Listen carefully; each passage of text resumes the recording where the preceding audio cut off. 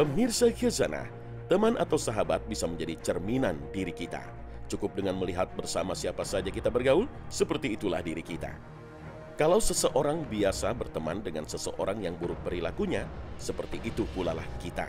Karena sekalipun kita tidak mengikuti keburukannya, tapi paling tidak telah ridho dengan keburukan teman kita. Begitu pula sebaliknya, kalau dia biasa berkumpul dengan orang yang baik perilakunya dan baik ibadahnya, maka kebaikan itu akan berdampak positif pada diri kita. Kenyataan ini telah dipaparkan oleh Rasulullah SAW dalam sabdanya. Seorang mukmin cerminan dari saudaranya yang mukmin. Hadis riwayat Bukhari dan Abu Daud. Lalu mengapa teman adalah cermin diri kita? Allah Subhanahu wa Ta'ala menciptakan ruh dan menciptakan sifat-sifat khusus untuk ruh tersebut. Di antara sifat ruh adalah dia tidak mau berkumpul dan bergaul dengan selain jenisnya. Rasulullah SAW telah menegaskan hakikat ini dalam sabdanya. Ruh-ruh itu seperti tentara yang berhimpun yang saling berhadapan. Apabila mereka saling mengenal sifatnya, kecenderungannya dan sama-sama sifatnya, maka akan saling bersatu. Dan apabila saling berbeda, maka akan tercerai-berai. Hadis riwayat Bukhari dan Muslim. Para ulama menjelaskan hadis ini disabdakan Nabi di saat rombongan kaum muhajirin tiba di Madinah. Di antara kaum muhajirin itu, ada seorang wanita yang gemar bercanda sehingga selalu membawa keceriaan. Ternyata setibanya di Madinah, wanita tersebut langsung akrab dengan wanita-wanita yang memiliki sifat sama dengannya. Meski baru berkenalan, wanita humoris dari Mekah itu bisa mudah bergaul dengan sesama wanita humoris dari kalangan Ansar. Itu sebabnya para ulama mengatakan sekelompok manusia yang berkumpul meski memiliki banyak perbedaan, tetapi ruh-ruh di dalam jasad mereka saling mengenal karena suatu perkara yang Allah Subhanahu wa Ta'ala tetapkan ketika menciptakan ruh-ruh itu. Ada juga sebagian ulama yang berpendapat manusia bisa saling akrab, saling cocok dan memiliki perilaku dan tabiat yang saling bersesuaian. Abdullah bin Mas'ud radhiyallahu anhu berkata, ruh itu sebuah tentara yang dipersiapkan akan bertemu dengan yang sepadan, sebagaimana kuda. Jika dia cocok, maka akan menyatu dengannya, dan bila tidak akan berpisah. Hadis ini seolah menjawab pertanyaan banyak orang. Mengapa baru sekali bertemu kita saling cocok?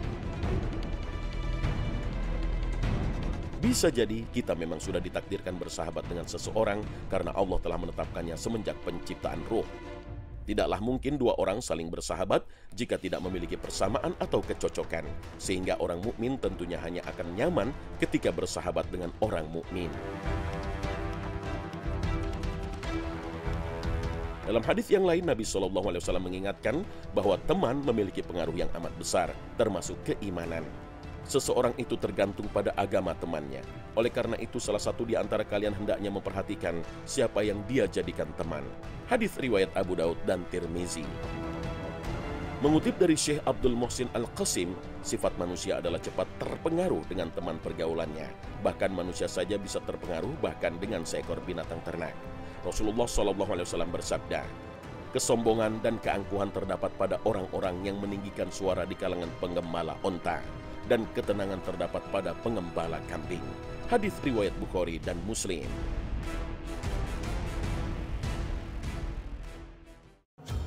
Perhatikanlah sabda Nabi SAW ini, betapa pengaruh pihak lain begitu besar pada diri seseorang, bahkan binatang sekalipun.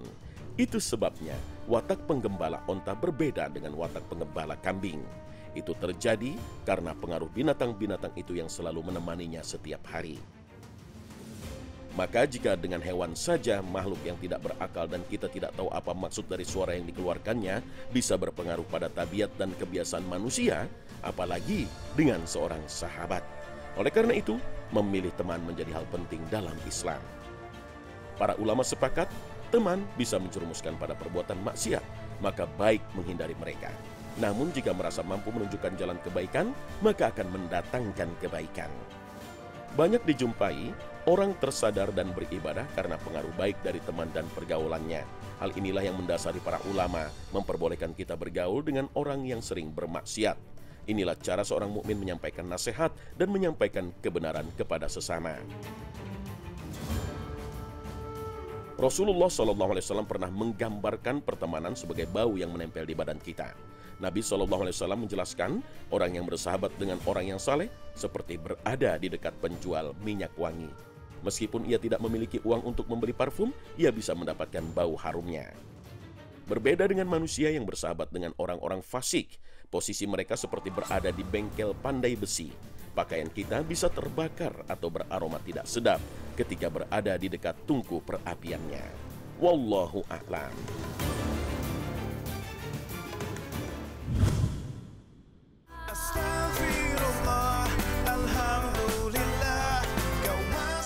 Nah pemirsa, sampai di sini akhir perjumpaan kita hari ini.